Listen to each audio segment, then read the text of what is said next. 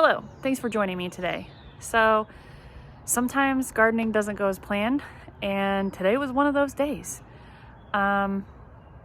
Probably titled this something like disaster or something.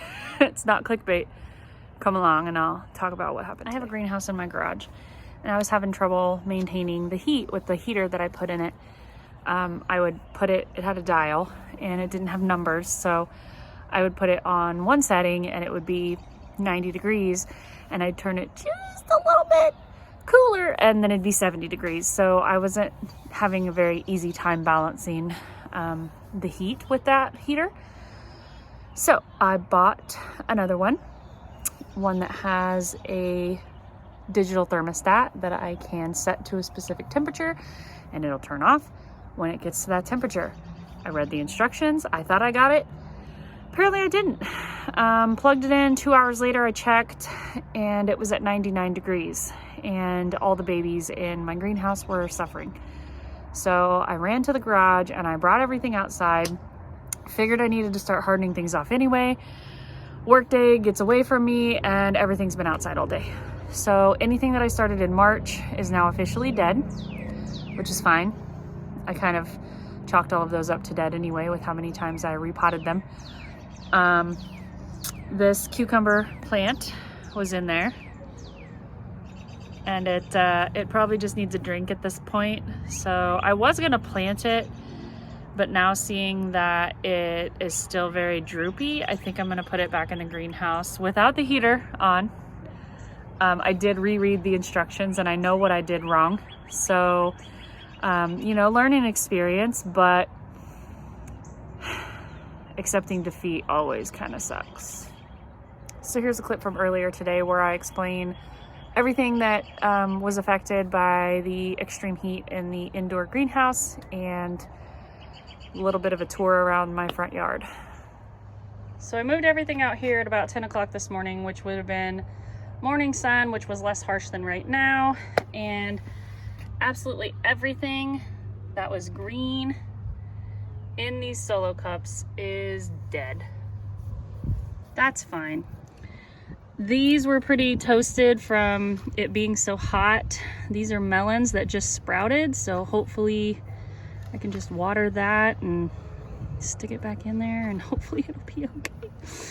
Not if I break it first. This yellow squash has been trying to put off flowers. Another yellow squash, this cantaloupe, I mean, everything took a hit. This is nasturtiums, I think. It's gotten so big, or tall, I mean, not necessarily big, just bolting, I guess. Pepper plants, they were okay. But the minute I opened my greenhouse, I smelled green pepper cooking. And this little pepper here was very warm, and all of these leaves down here were just obviously withered away. So, lesson learned. Hopefully next year I won't have this issue. Planted the rosemary and I planted tomatoes. So let me go around there and show you that. Any flower seeds I had started, I decided they've been out here all day. I'm just gonna throw them in here. So we're gonna see how they do. A lot of the annuals that I had in here before the freeze are not doing well, but we're gonna leave them in there.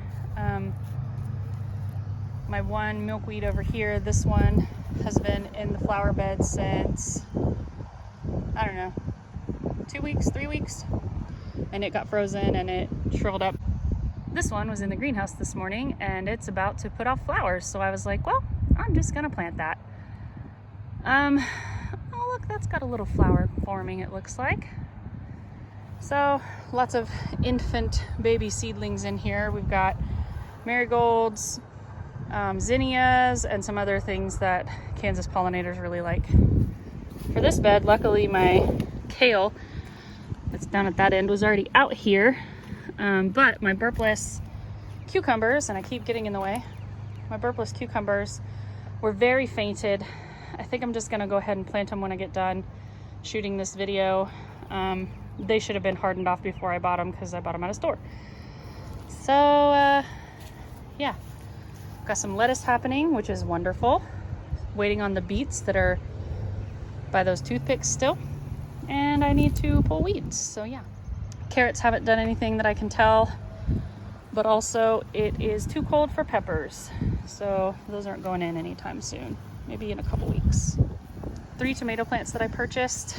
I went ahead and dug very deep holes and snipped off some extra leaves and buried them the same way Jessica Sowards of Roots and Refuge Farm buries her tomato plants. I put an egg at the bottom, cracked the egg open, put the plant in, and then buried it. And these are all indeterminate and they'll go up this trellis.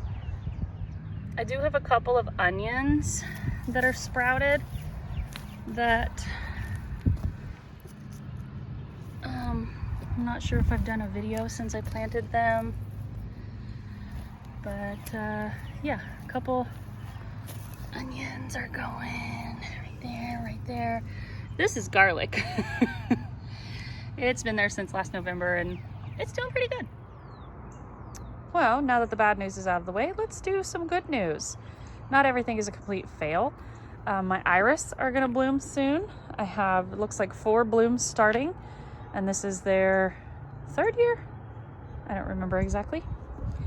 My tulips, turns out my tulips are late blooming tulips and they are loving life now. They're super beautiful and I love the way that they turn depending on where the sun's at and what they need for the day. Earlier when it was direct sun, this one was facing towards where the camera's coming from right now, and it's already changed direction. I have some plants here that aren't doing well, so we're gonna look this way for a sec. That's oregano and this is sage, and that's a brand new rosemary. I did end up deciding to give up on the rosemary from last year and I went ahead and planted this new one, so we'll see how it grows. We got some broccoli doing some things, so not everything is a complete loss. Just, you know, sometimes defeat sucks. And if you can take anything from this video, it would be that even the best laid out plans don't always go how you plan, and learning to be patient and more fluid and less rigid about gardening is it's where it's at. And I'm still learning patience. It's been a journey for me, and this is year 3, and I feel like I've done everything wrong every step of the way. But I think it's important to be transparent and share the good and the bad, because not everything goes exactly how you plan it to go. So thanks again for watching. You'll see me next time.